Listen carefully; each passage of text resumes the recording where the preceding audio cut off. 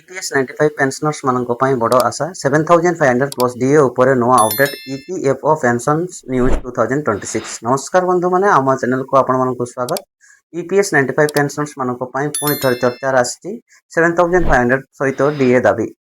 ଏହି ଦାବି ଉପରେ କୌଣସି ନୂଆ ସୂଚନା ଆସିଛି କି? ସରକାର କ'ଣ କହୁଛନ୍ତି? EPFO ପକ୍ଷରୁ କୌଣସି ନୂଆ ଘୋଷଣା ହୋଇଛି କି? ଏହି ଭିଡ଼ିଓରେ ଆମେ ସମସ୍ତ ତଥ୍ୟ ସହଜ ଭାଷାରେ ବୁଝାଇବା। EPS 95 ପେନ୍ସନ୍ ମାନେ କ'ଣ? EPS 95 पेंशन्स अर्थात पेंशन एम्प्लॉय पेंशन स्कीम 1995 यह योजना अनुसार EPFO सदस्य माने अवसर पर पेंशन पाती। वर्तमान अनेक पेंशनर सर्वनिम्न पेंशन 1000 रही बढ़ुवा दरदाम को देखी पेंशनर संगठन माने 7500 प्लस DA करने को बाध्य करिसेंती। 7500 प्लस DA दाबी कहीं पेंशनर्स मानक मतरे 1000 पेंशन रे परिवार चलाइबा कष्टकर, औषध एवं चिकित्सा खर्च बढ़ी, महंगा दर को दृष्टि रखी DA मध्य दिया उचित बोली सेमाने कहिसेंती। सरकार को वर्तमान स्थिति एपर्यंत केंद्र सरकार 7500 प्लस DA को सरकारी भाव में अनुमोदन करना।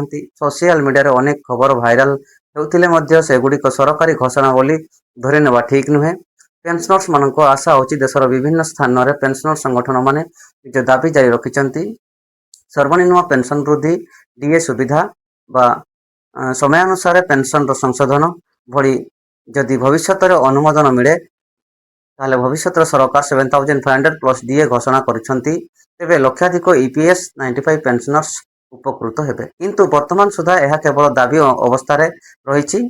कौनसी जेकोसी पेंशनर संबंधी खबर को विश्वास करने पूर्व EPFO employ provident fund organisation किंबा केंद्र सरकार को ऑफिशियल घोषणा जांच करंतु।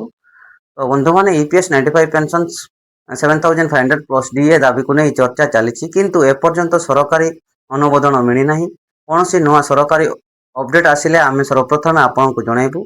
आपण मतरे EPS 95 पेंशन 7500 प्लस DA हेबा उचित कि?